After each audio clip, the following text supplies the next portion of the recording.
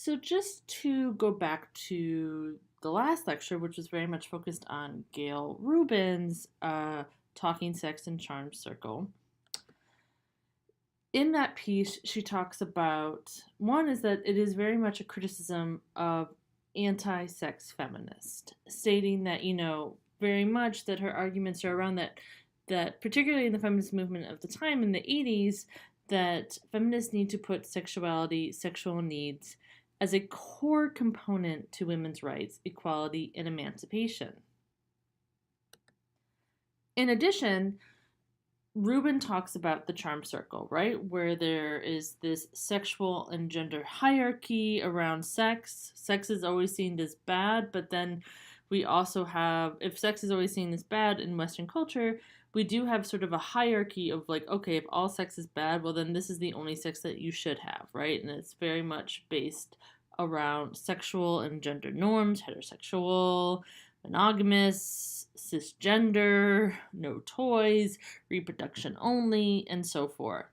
And with that, then you create this charm circle, right? Where you have the inner core, which is very much trying to maintain the status quo. And this is seen as normal sex, good sex, sex that is holy, sanctified, and so forth. And then anything outside of that being deemed as criminal, as well as, sick, deviant, and so forth. So, Gail Rubin's Thinking Sex came out in 1984. But we're going to do a little bit of a backtrack, and we're going to be talking about Adrienne Rich's article, which came out in the 1980s. And it's an essay that she wrote called Compulsory Heterosexuality and Lesbian Existence. Now, for those of you who are not familiar with Adrienne Rich, she has been an incredibly influential essayist, activist, and as well as a very much acclaimed poet, and has won numerous awards for her poetry and writings. And very much her work fuses the personal with the political, much like other feminist poets like Sylvia Plath, Audre Lorde, and so forth.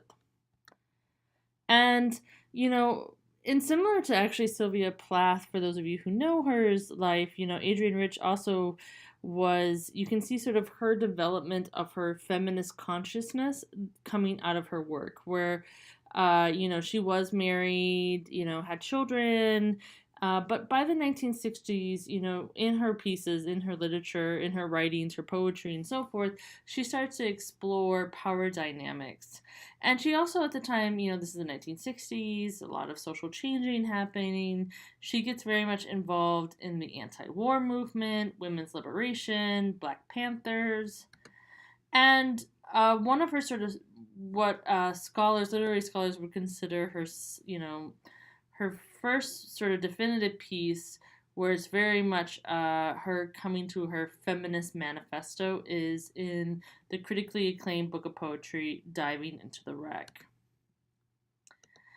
And in Diving into the Wreck, she sort of talks about how her lesbianism, because by then she comes out as being a lesbian, she leaves her husband and so forth, as both personal and political. And Adrienne Rich is seen as, one of the most widely read and influential poets of the second half of the 20th century, and is very much credited with bringing the repression of women and lesbians to the forefront of poetic discourse. In fact, she very much, like Audre Lorde, used her poetry as activism. She saw poetry as political. And in fact, when Diving into the Wreck received a very prominent award, Rich declined it to accept it individually, and instead was joined by two other feminist poets, Alice Walker, for those of you who know her, she's very famous for The Color Purple, Audre Lorde, my sort of personal heroine, to accept it on behalf of all women whose voices have gone and still go unheard in a patriarchal world. And in her work, from there on, she starts talking about how sexuality female relationships, women empowerment, and patriarchy are very much, a core not only of an identity but a political practice. And Rich acknowledges that for her, lesbianism is political as well as a personal issue. Yes, she sexually identifies as being a lesbian and is attracted towards women, but for her, she very much sees it as also a political choice. And in a lot of her work, especially in the essay that we are reading this week, she questions why and how women's choice of women as passionate comrades, life partners, co-workers, lovers, community has been consistently crushed, invalidated, and forced into hiding. So, just to backtrack a little bit and talking about the context again of where Adrienne Rich is coming from, we need to talk about the really not so great history of the feminist movement and its homophobia, essentially. As the second wave feminism picked up steam during the 1960s, feminist discourse largely ignored lesbians, which is incredibly disheartening since lesbians have been at the forefront of the women's emancipation from the get-go. And, back from just the suffragette movement and the first wave till now. Queer women, lesbians, gay women have been very much a forefront around women's liberation. But despite the fact that lesbians have been very much a core activating force within the feminist movement, really the ones who were putting, shoe leather on the pavement and working and dedicating their lives and so forth to women's emancipation, they were very much also discriminated and oppressed within the mainstream feminist movement because of homophobia. And some feminists, very prominent feminists within the movements, harbored hostility towards lesbians. And many prominent activists like Betty Friedan referred to lesbianism as the lavender menace of the feminist movement. That it was this thing that that many mainstream feminists found it to be something that one was at its nicest an annoyance, at its worst something that could threaten the feminist movement from the get-go or from its very core, and it could disravel and so forth. And so therefore this fear, this homophobia within the feminist movement, especially in the second wave, the 60s and the 70s, while they were fighting for women's equality in the workplace, education, daily life, many lesbian activists were forced to keep silent about their sexual orientation, their partners, and so forth, because they were sort of warned by other prominent feminists that they would ruin the cause. And that, very much their issues that they were facing, because, again, queer women, lesbian women not only experience incredible amounts of sexism, but homophobia, their issues were seen as, not relevant to the feminist agenda, even sort of seen as a threat, that by incorporating lesbian rights, lesbianism in the feminist agenda would undermine the credibility of the women's movement overall. And that others believed that the project of feminism would dismantle strict sexual categories. Still many others viewed lesbianism as just a sexual choice and an issue rather than a political issue. So it was seen as something that was an issue of the bedroom, but not a part of the women's movement. And it's very interesting, this argument, because it's very much related to Gail Rubin's argument around sexuality. So both Rubin and Rich have come up through the women's movement hearing this sort of discreditation of queer women, minorities, and so forth within the mainstream feminist movement of the 60s, 70s, and 80s. But I also want to say that lesbians did not take this homophobia lying down.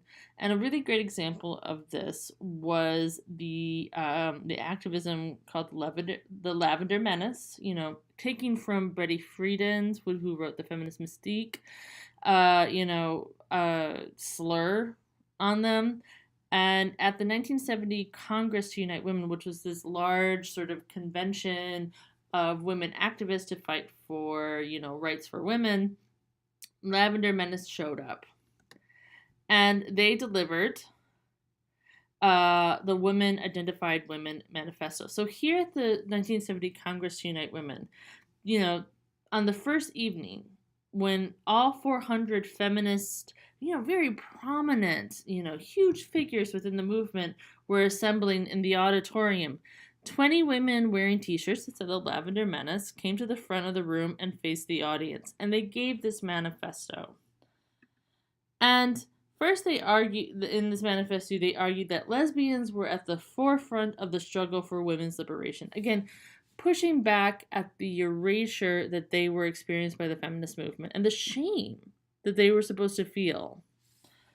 And a second point that they talk about in their manifesto is that their identification with other women defied traditional heteronormative definitions of women's identity, and that in fact they were pushing a new sort of, that lesbian women are not seen as something that is a minor or something that is not, relevant to the women's cause, but in fact we're offering a new lifestyle, a new way that steps outside of heterosexual boundaries, that women can be supported, loved, and taken care for each other without the need of a man. And with that, then, they talked about the primacy of women relating to women, that our relationships matter. Not only our, sexual relationships matter, but all of our sort of companionship relationships matter. And that we need to stop framing women's lives in the context to men and our relationship with men. Because really where our strength is in our relationship to each other, women to women. And in this manifesto, they then conclude saying that until women see each other the possibility of a primal commitment which includes sexual love, they will be denying themselves the love and value they readily accord to men, thus affirming their second-class status. And this is very much about, again, seeing not only their lifestyle, their sexual orientation, their love and so forth, and commitment to their same-sex partner as something that's a personal choice, but also that can be and should be seen as a political choice as well. That we are stepping outside of the shackles of heterosexuality that has dominated women. And this is where Adrienne Rich is coming from, and very much her piece, Compulsory Heterosexuality and Lesbian Existence, is speaking to. It's really stemming from lesbian activists within the feminist movement shouting against, one, the homophobia within the movement, but then two, questioning, why are we framing women's liberation in the context towards men? Why is it that we are always talking about our relationships, whether that's, relationships in the house, is always about a husband and a wife, or co-workers. It's always about a male co-worker and a female co-worker, or others, or children. Why is it always a father versus a mother? And instead saying, there are other forms of relationships out there that maybe could provide us a new pathway, a new liberation that steps outside of this very binary, this one model of heterosexual primacy that's seen as the only relationship that we're talking about, when there are many other different configurations of relationships out there that can be incredibly fulfilling and as well as liberating. Let's get into then the piece that we read for today, which is Compulsory Heterosexuality and Lesbian Existence. So very much like Rubin, Rich is critiquing feminists, the feminist movement of the time. So 1980s, so think about this feminist movement of the 60s, 70s, and then the very early 80s. And like Rubin, she's talking about how heterosexuality is not this sort of natural, intrinsic in human instincts, right? That sexuality is not biologically driven, but socially driven. And for her, this sort of thing that people are naturally heterosexual and then they decide to change or whatever. Instead, she sees heterosexuality as an institution that imposes on many cultures and societies that render women in a subordinate position.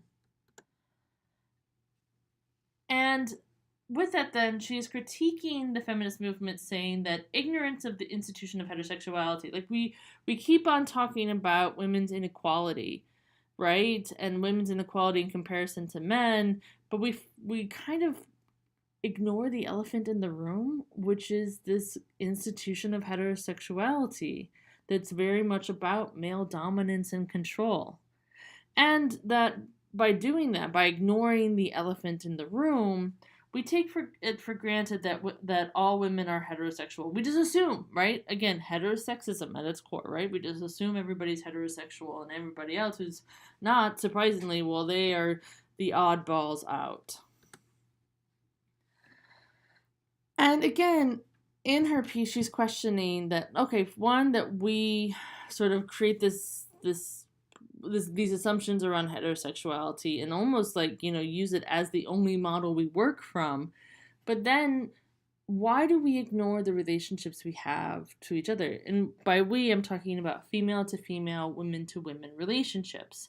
And again, she asks how and why women's choices of women as passionate comrades, life partners, co-workers, lovers, community has been crushed, invalidated, or forced into hiding. And very much she talks about historical erasure of lesbian lives, relationships, and not only just lesbian in the way that we think about lesbian in the sense of a sexual orientation, but lesbian in the sense of female to female, women to women relationships. And that, negligence of the historical and current existence of female to female relationships, lesbian, can be a great detriment to any theory, especially feminist ones.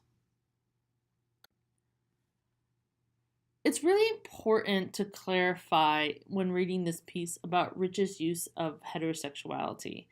So, Rich does not use heterosexuality to mean one's preference of member of the other sex as one's sexual partner. So she's not really actually talking about heterosexuality as like, what your preference is, who you like to be sexually engaged with, right? Instead, Rich is talking about how heterosexuality, like capitalism, like colonialism, like racism, is a political institution that disempowers women, induces false consciousness, and is maintained with force and violence. And she breaks it up in three different ways. One is as heterosexuality as a political institution. And as a political institution, is very much founded on male interest and prerogative. And as a political institution, Rich argues that men have the power to deny women sexuality, to force it upon them, to control their body and reproductive ability. Rich claims that violence and domination of male power is a pervasive cluster of forces, ranging from physical brutality to control of consciousness, and part of the mechanism of enforcement of heterosexuality on women.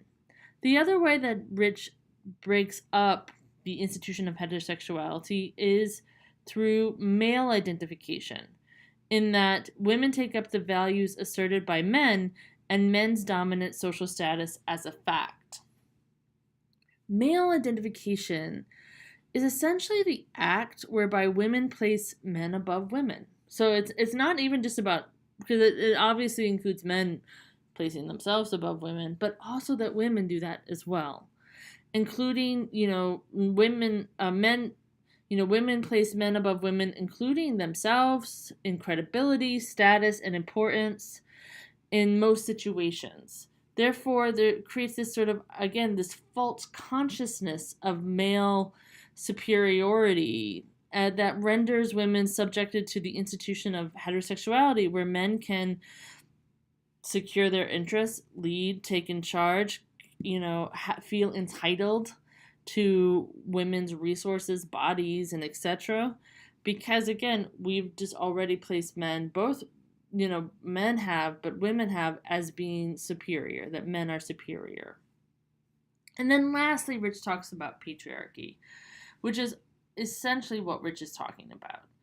She's at its core, she's talking about how that men control women not out of fear of women's mystical power or so forth, but out of a fear of losing their access, particularly their sexual access, but we can talk about other access as well, their labor, their reproductive labor, their emotional labor, as well as other resources. And with this, then, Rich says that heterosexuality is institutionalized and therefore as imposed as a norm, a nature, or a preference for women, while it actually disempowers women and uses all kinds of force if they ever try to rebel. So, with this institution of heterosexuality that puts men at the top, makes heterosexuality seem normal, then, women by default think of themselves, participate in this institution of heterosexuality, whether or not they identify as heterosexual or not, and, because they get punished if they don't follow this institution of heterosexuality, heteronormativity. So, when talking about male identification, patriarchy, male dominance, Rich talks about how women's relationships with one another, women's identifying with one another as women, has been always seen as a rebellion, as something threatening, or as something that is insignificant. And she talks about how women's relationships to one another, women's identifying with one another, has been and continues to be a rebellion against this heterosexual institution that limits women, that subordinates women. And she looks at relationships from a multiple of different configurations. Not only lesbian relationships, but mother-daughter relationship, teammates, co-workers, friends, and so forth. And she really explores the sensual intimacy between women, that, how so many women do share this really rich psychic life that they have with one another, maybe even greater than what they have with other men.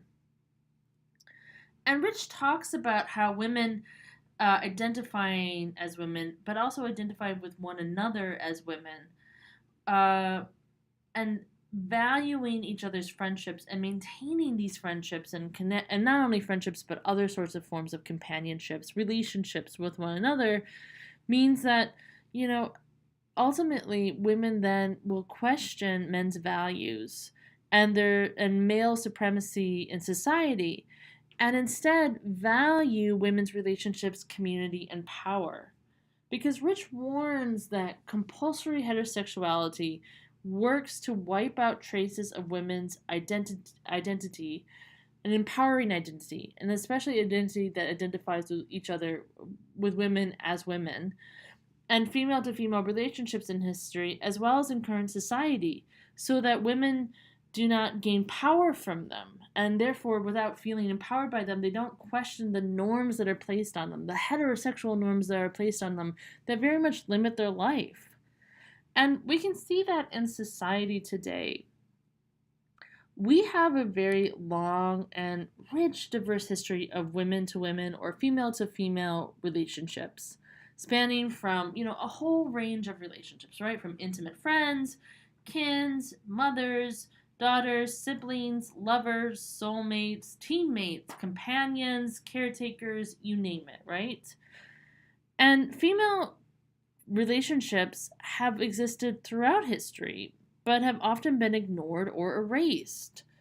When you are taught about the history, of figures, more often than not, the history is always defined by male relationships, right? So it's either male relationships to other men, which we actually learn a lot about in history, mainstream history, the history that are taught in high schools as well as even in universities. We talk a lot about the friendships that, like, the founding fathers had, but we don't talk about, the friendships or relationships that the founding mothers had, right? We don't talk about that. as if their relationships don't matter, because their only relationship that matters is that they were married to the founding father.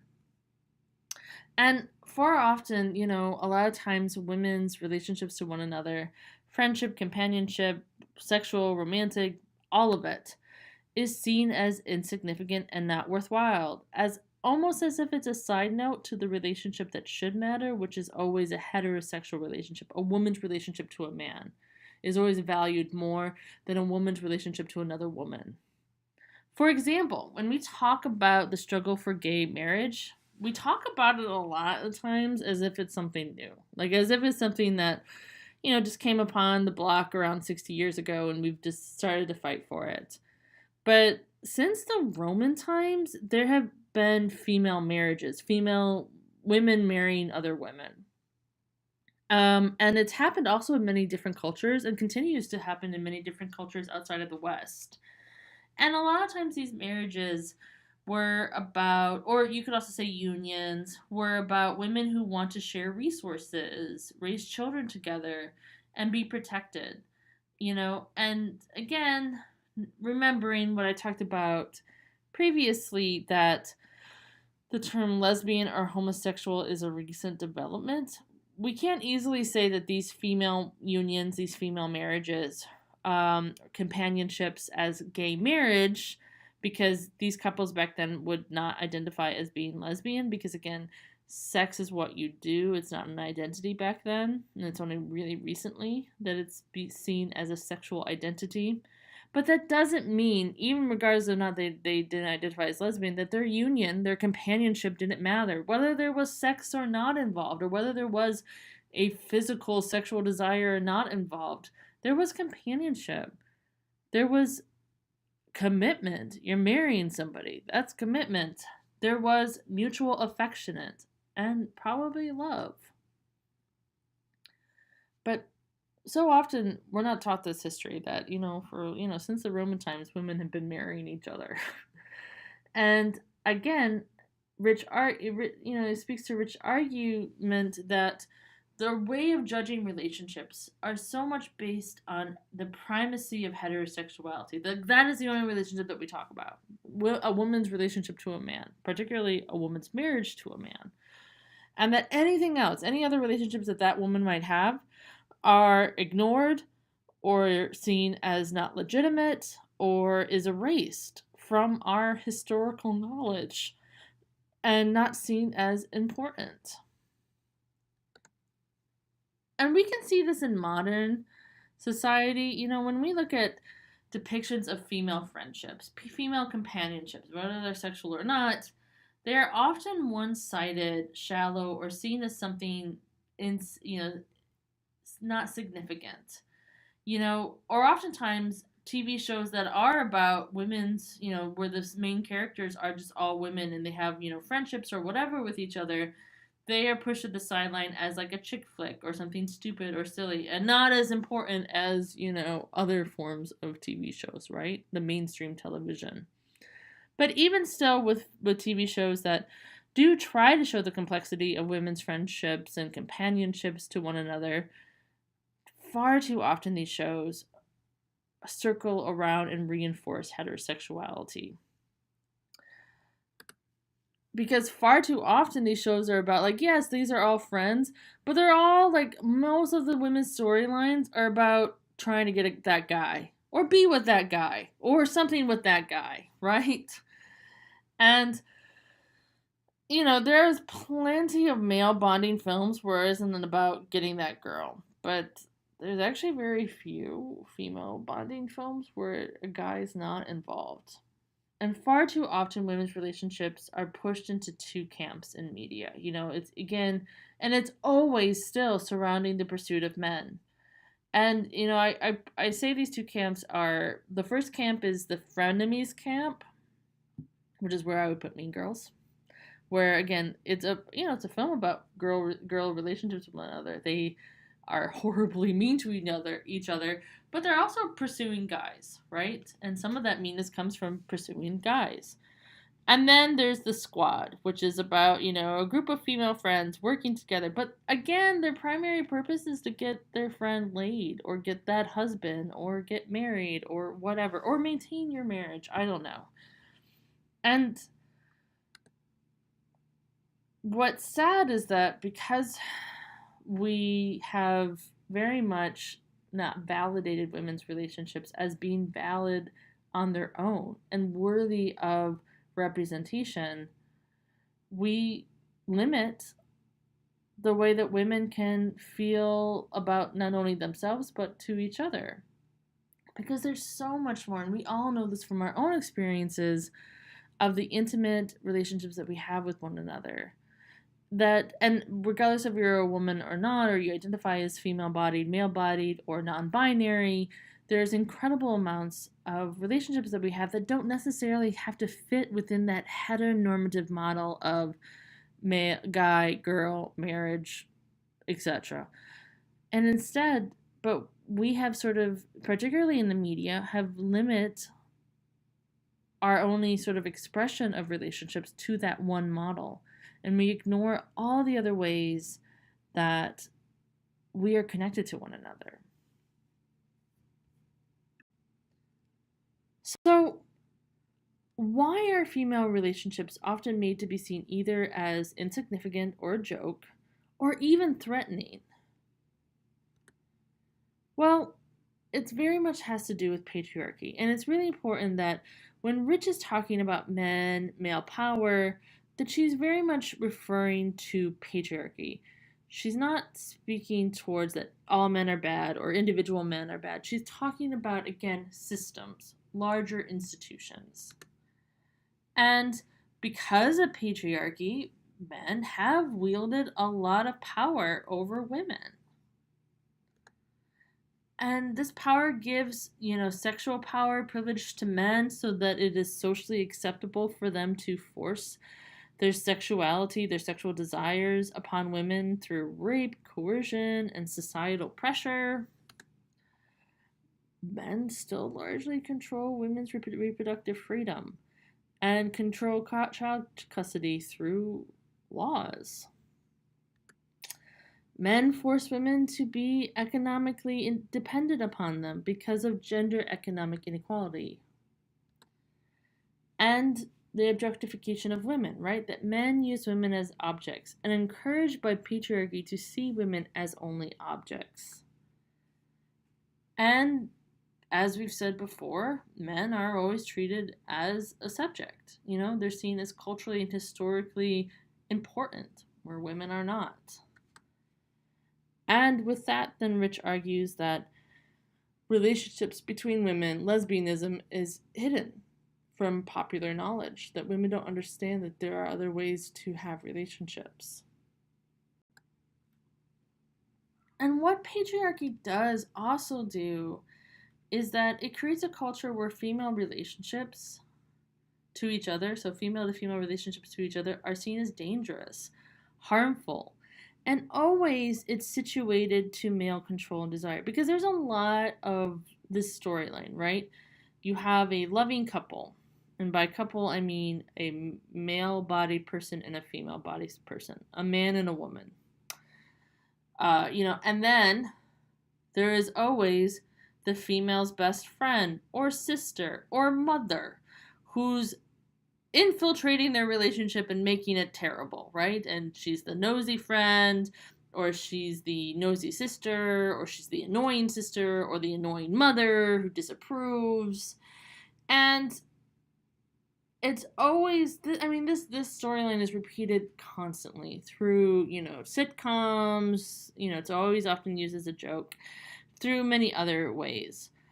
And it's very much, again, this idea that, one, that female relationships to each other can be, not only, they're not as important as the relationship that a woman will have with her husband or boyfriend, but also that they can then, be seen as threatening, because it feeds on this idea, this primal fear that will very much, challenge patriarchy, that women could be indifferent to men altogether, that maybe we don't have to have our lives circle around them.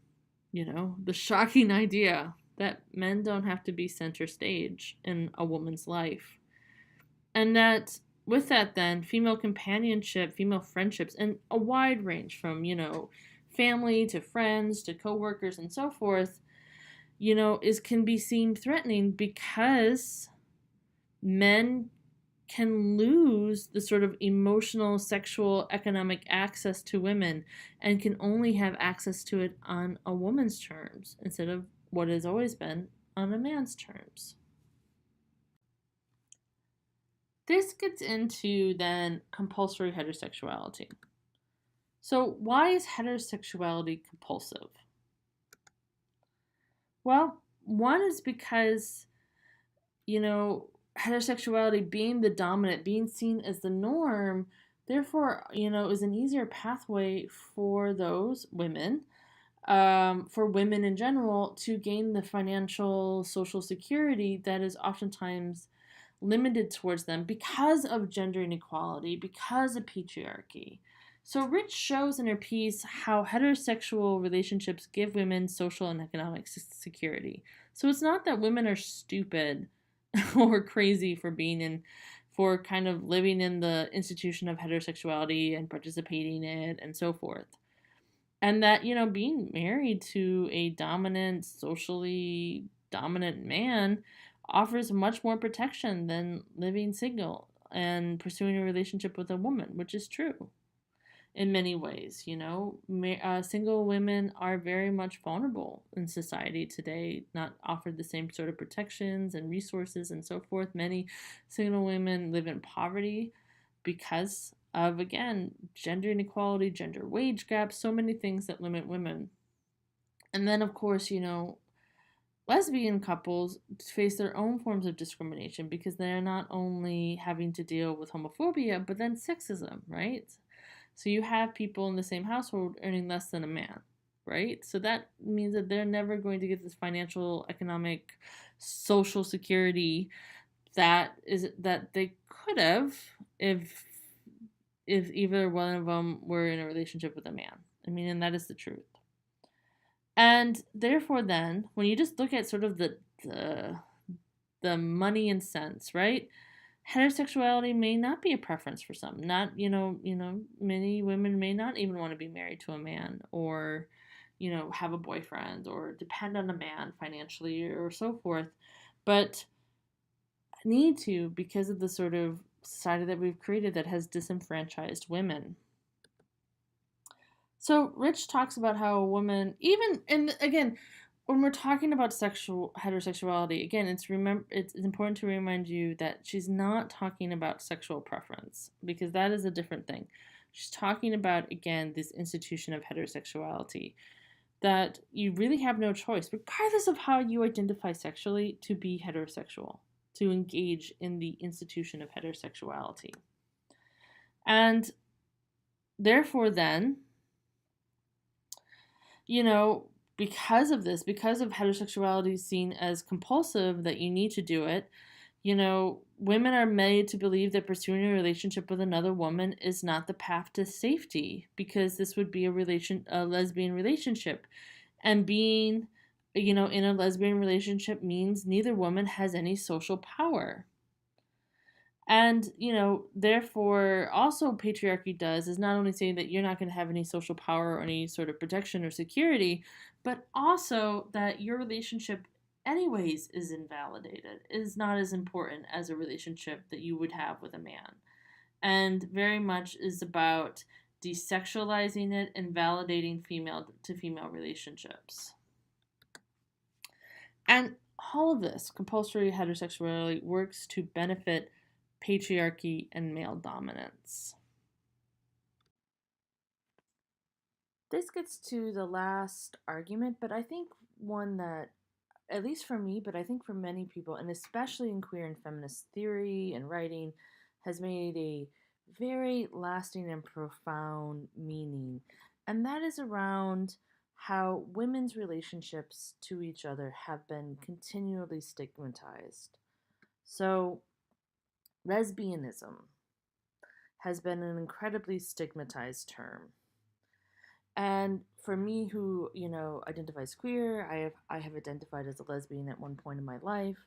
I know very well that stigmatization, and I've also have friends who would sexually identify as heterosexual, who are feminist, and lesbian has been used as a curse word towards them, as if the worst thing on earth, the biggest insult you can give to a woman is that she loves, desires another woman, which on one hand speaks to how society values women, right?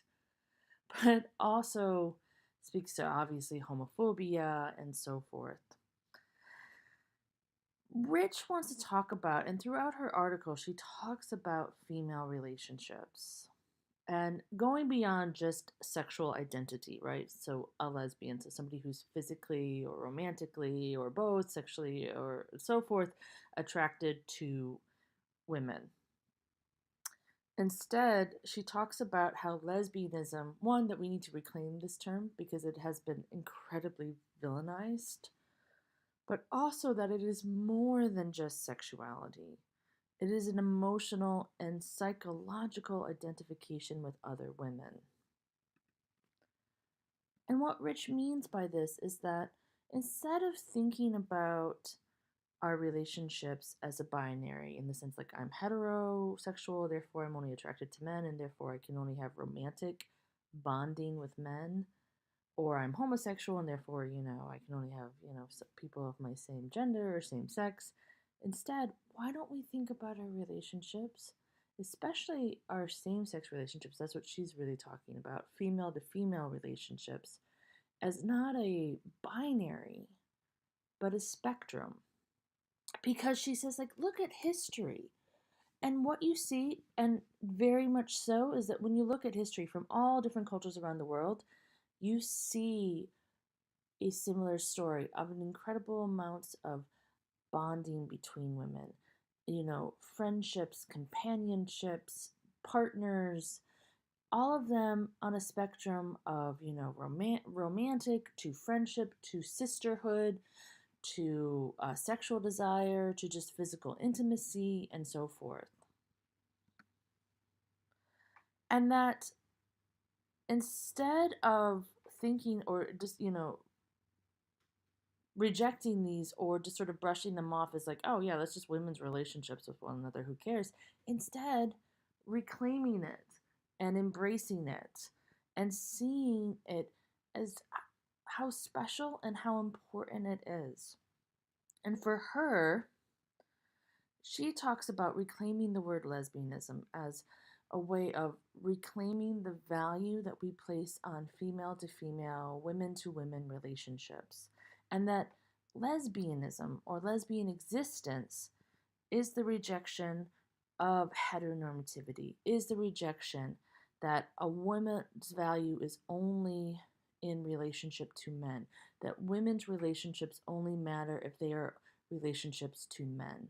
And instead, reclaiming lesbianism beyond just the sexual identity that has been put onto it, but instead reclaiming it as a way around rejecting heteronormativity, rejecting patriarchy, and celebrating women's relationships and seeing it as a continuum or a spectrum, which is a way to then again broadening lesbianism from just a sexual orientation, which has now been seen as, instead to include all female companionship.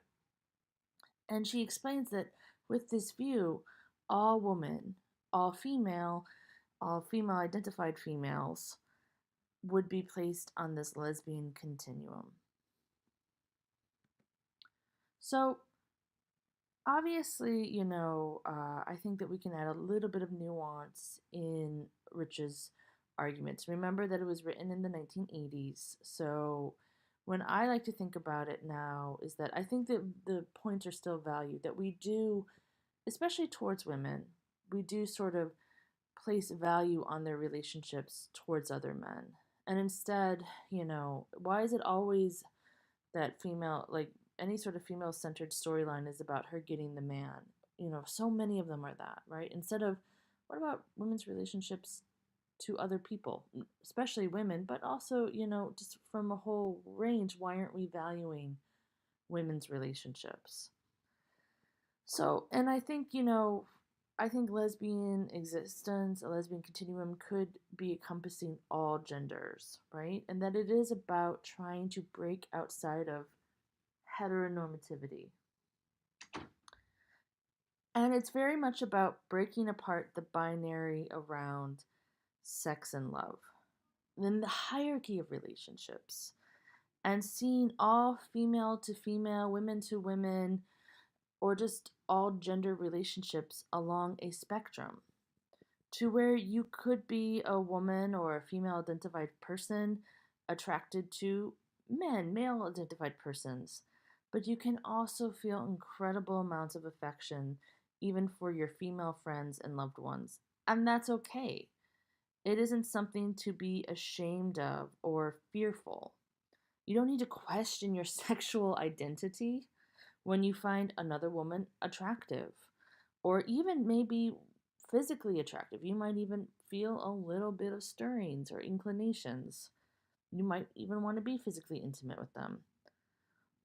You don't have to identify then immediately and be like, whoa, am I gay? Am I a lesbian now? Why don't you just say, like, no, I find that person attractive. I might want to be romantically connected to them, and let it be. But you can also, beyond just sexual attraction, think about just affection in general, that you can be physically affectionate without, again, the shame.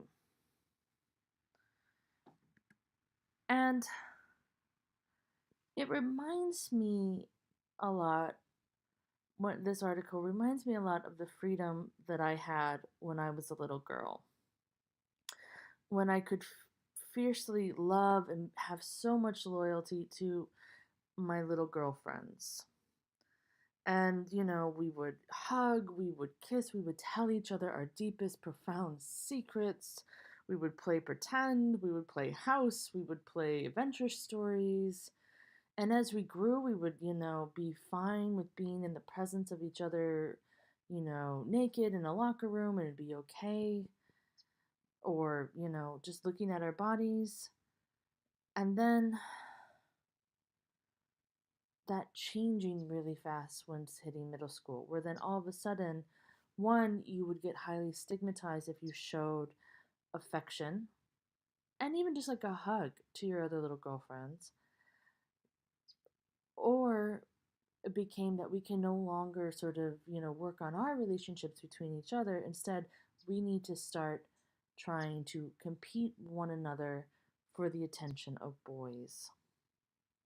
And I remember very well how devastated I was. And not because I'm a queer person, but more that I was losing that really special bond that I had with these young women in my life, where things were going to be changed. And I couldn't tell them my deepest secrets. And I couldn't, hug them. And instead, it was all about who has a boyfriend, who doesn't have a boyfriend, what are you doing with your boyfriend? Is that boy looking at you? What boy do you think is cute? And just feeling, in many ways, really sad for what I was losing. And not sad about, one, these boys coming into our lives, but more just sad that that the conversations were changing, and we're no longer this like tight little group of girls. Instead, all our value was based on the affection, the attention of boys. And it's a wound that I think I still have. But that's why I like this piece so much, is that because Adrienne is challenging us to reclaim a state of freedom, a state of innocence, and a state of free love. And she's also asking us, in order to do that, to reject the chains of compulsory heterosexuality and heteronormativity that limits our horizon or what we think is possible for us. And to be able to, when we sort of break away out of these binaries, break away out of this compulsory heteronormative narrative, that all of us can be free. Because I think that, what Adrian has been focusing on is the relationship between female to female, women to women. But I think this narrative, and I actually know that this narrative is very the same for young men, male identified persons as well, that have also been shamed in their relationships to one another. Why limit ourselves in the way that we can be connected? I think that's the biggest point of her article. All right, everybody, I'll see you for the next one.